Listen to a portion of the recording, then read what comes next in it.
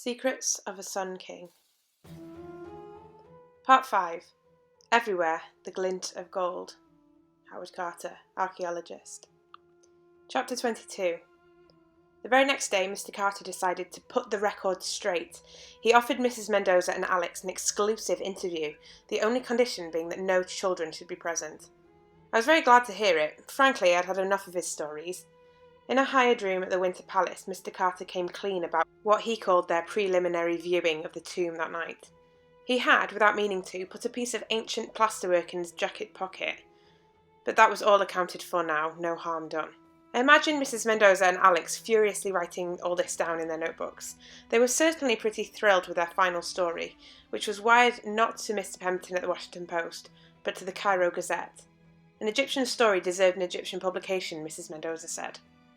Neither Lord Carnarvon nor Lady Evelyn took part in the interview. The exclusive deal they were pushing was for the Times.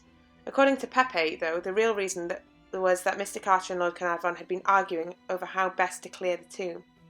All their good fortune came at a price. You see, nobody, not even Mr. Carter, had expected the tomb to be so jammed full of treasure. Bizarrely, by being such a rushed, unroyal-looking grave, Tutankhamun's official resting place had remained untouched, like no other tomb before it, not even Clychau'r's. Mr. Carter was very confident that when they opened the inner chamber they'd find the young pharaoh's remains intact. We kept quiet about that. Suffice to say, the story in the Clychau'r Gazette made life difficult for Mr. Carter. The call for more Egyptian involvement in the dig grew, and Mr. Carter, stubborn as the donkeys he rode, locked the gate on the dig and declared the excavation season over until spring. Things were definitely not going to plan.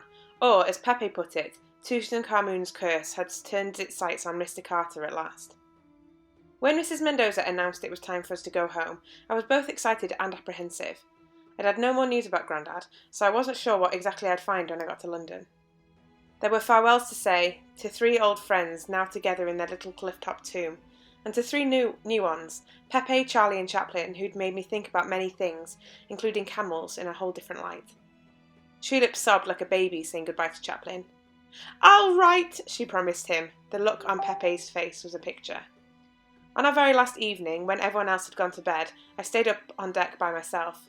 As I lay there listening to the river lapping gently against the boat's hull, I heard a rustling coming from the reeds on the riverbank. I sat up just in time to see a dog creep to the water's edge. It was only a couple of feet away, close enough to touch. I could see it wasn't a normal dog. It was bigger and quieter than the mangy strays from town, and its ears stuck up on top of its head like the Anubis on Clychau'r's jar. I wondered if it might be a jackal.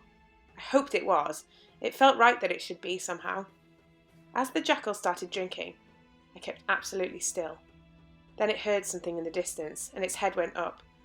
It saw me watching it. For the tiniest moment, we stared right at each other, before it turned tail and vanished. I'd like to think it was a sign that the gods of ancient Egypt were protecting Clychau'r. Despite all Mr. Carter's digging and cataloguing, the real Tutankhamun finally was free. 6.5 days later, we were home. London was upon us all too quickly. In the suburbs, we passed acres and acres of new houses being built. After Cairo, the view from the window as we came into St. Pancras station was cold, grey, dreary. Yet there were Christmas lights twinkling prettily in all the shops, and a definite coziness to all the lamp-lit windows and smoking chimney pots. Dear London, how I loved it. I was glad to be back.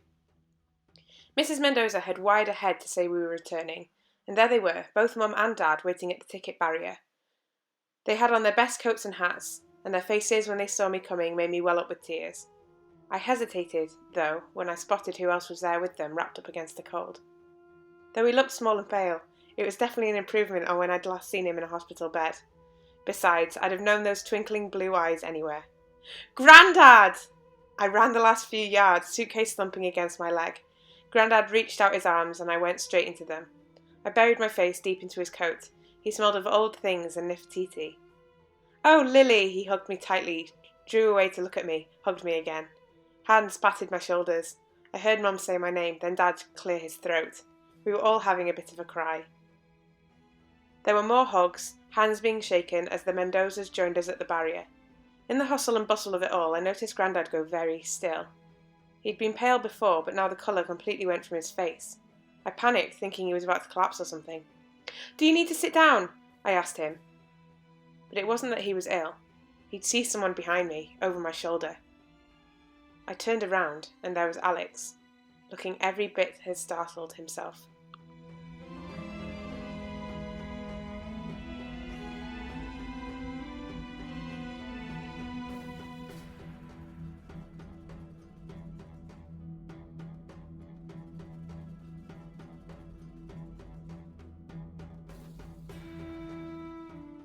Chapter 23. Just because we'd broken the curse didn't mean the world made sense again.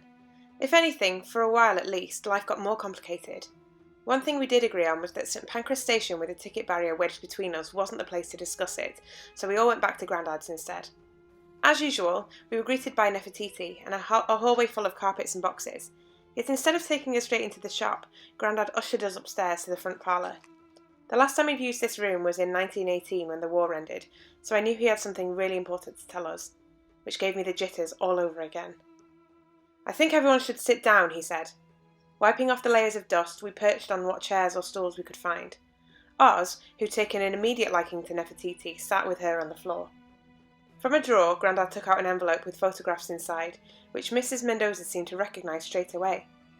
"That's my writing!" she cried out in alarm. Grandad placed a hand on his chest. "I'm Ezra Wilkinson," he explained. "You've been sending me pictures of my grandson all these years." Her mouth fell open. "And you're Mrs. Mendoza," he said to her. "Or, should I say, Mrs. Fulbright?" She nodded, looking worried. "Yes, that was my husband's name, yes." "Are you following all this, Lil?" Tulip whispered. I gulped. "I think so." Though who knew that two families could be so complicated, and complicated together? Certainly Mum seemed to grasp what was going on because she'd got a hanky out and was dabbing at her eyes. Grandad laid out the photographs on the floor for us all to see. They were all of a blonde-haired boy, 16 in total, one for each year as a child. He'd got them in date order, starting with a baby in knitted booties, then a toddler on a swing. At least half of the pictures showed the boy holding some sort of silver cup or certificate. The last one was of a young man in the army uniform, Alex. It was ridiculous, totally and utterly. Yet, when I glanced at Mum, she was shaking with tears.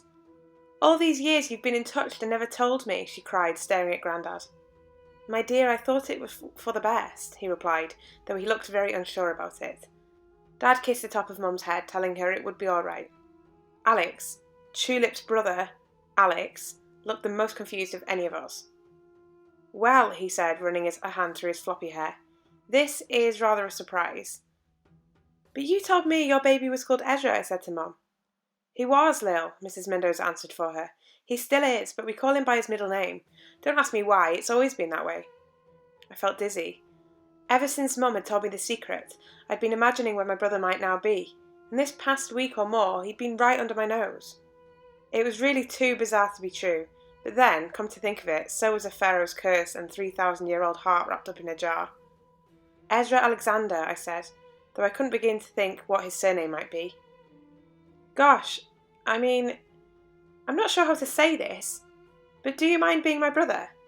Alex puffed out his cheeks, shook his head and then smiled. "Actually, Lil, I've been meaning to thank you for the glass of lemonade. You were kind to me that day when you didn't even know me, so I couldn't wish for a better, braver sister." Tulip grinned. I pretend I didn't hear that. Afterwards, Tulip said I'd gone a very funny shade of grey, so I suppose it was shock. And I was happy, I really, really was, though happiness that huge takes a bit of getting used to. But I did get used to it. Our little family suddenly felt stronger and bigger, not just with the addition of Alex, but the Mendozas too. And as I got to know Alex, it helped me understand Dad more and more. There was no denying how delighted he was to find his son, yet I also came to know the signs that showed he loved me just as much. All the pushing, the university talk, it was about wanting me to have the same opportunities, the same chances as any boy would have. "When men try to change the world, it ends up with fighting," he said to me one day when we were on our own making supper. "Girls like you and Tulip, you're the future. You'll use your brains to get things done." It changed the way I saw St Kilda's. So did the fact that Tulip now came to school, and Millicent Thorpe gave us both a wide berth, which made me wonder if Mrs. Emerson Jones had actually listened the day she birched me. though nothing, and I mean nothing, could ever make me like the stupid St Kilda's felt hat. Alex, meanwhile, went back to living with the Mendozas, but came to us for his roast lunch every Sunday. Grandad would come along too, and Dad actually didn't mind. The arrival of Alex had healed their rift, which I suspected had all along been to do with the baby they'd given away. Perhaps if Grandad had been here, not in Egypt at the time, things would have worked out differently. We'd never know. It was funny seeing us all together, squashed into our little kitchen. Alex, whose good looks I'd assumed came from Mrs. Mendoza, was in fact a dead ringer for Dad. His blue eyes were the same shade as Mum's and Grandad's, though Alex swore he looked just like me. I'd never thought of myself as this haired or that eyed, or whether I was half presentable in the face department, but even I knew that being likened to Alex wasn't going to be bad news by anyone's stretch. And when my parents sat in their chairs each night by the fire, they looked different too. Like a weight had lifted or a window had opened. They looked happier than they'd ever done. It was at our kitchen table a few months later that I heard the latest report from Egypt. "That poor man," Mum muttered from behind the newspaper. I assumed she meant Mr. Carter, who'd made the headlines again recently when a bust of Tutankhamun was found hidden, all boxed ready as if someone was planning to ship it out of the country. He faced suspicion, it seemed, at every turn. "Don't feel sorry for Mr. Carter," I said, finishing the last of my toast and getting up from the table. These days I walked the last bit of the route to school with Tulip, and I didn't want to be late. "It's not him this time, love," Mum showed me the headline. "Pharaoh's curse claims Carnarvon." Underneath, I read the shocking news of Lord Carnarvon's death in Cairo. In weakened health anyway due to the stresses of the dig, he'd cut open a mosquito bite on his face while shaving. The bite got infected and he died of a fever a couple of weeks later. It was a sad end to his big, expensive dreams. And strange how the bite sounded rather like the one Lysandra mentioned on Clychau's face. In the news piece, much was made of the curse and how random people, reporters, writers and actress, had predicted Lord Carnarvon's death in the weeks beforehand, all because he'd disturbed a pharaoh's rest.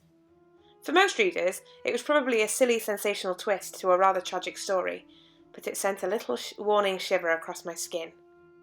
Grandad, I suppose, might have got better anyway, though it wasn't a risk I'd ever wanted to take. We'd been right to fear the curse. One Saturday, when life had settled into its new rhythms, I went to the British Museum with Tulip and Oz.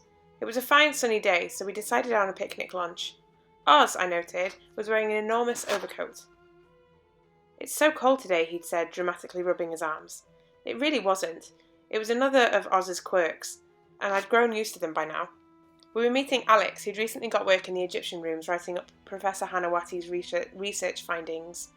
Since the professor's death, the museum had acquired most of his papers, including notes that documented his finds, though we were glad to know that there was no mention of an Anubis-headed jar. Waiting for Alex's lunch break to start, we strolled through the Egyptian rooms. As ever, I felt at home here, and was glad that such places existed so we could learn about the world, and the people who'd lived in it. The gold breastplates, the clay pots, the mummified pets, all had stories that we could only guess at. That was part of the mystery. So were the things we'd never dug up, never seen. We didn't have to understand everything at all costs. There was plenty of our own stories we still didn't know, like why Maya chose for the light to flood Clychau's tomb on that particular day, or why Pepe had named his camels after a movie star, or what was going on in Alex's mind when he went to America after the war instead of coming home. Even things like why the Washington Post never chased Mrs. Mendoza for her travel expenses incurred on a trip for 4 to Luxor.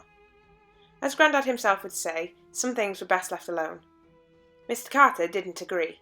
In the Valley of the Kings, he'd now started emptying King Tutankhamun's tomb in earnest, but after Lord Carnarvon's death, his relationships with the Egyptians, already tense, got even trickier. Or maybe it was the curse having its final say.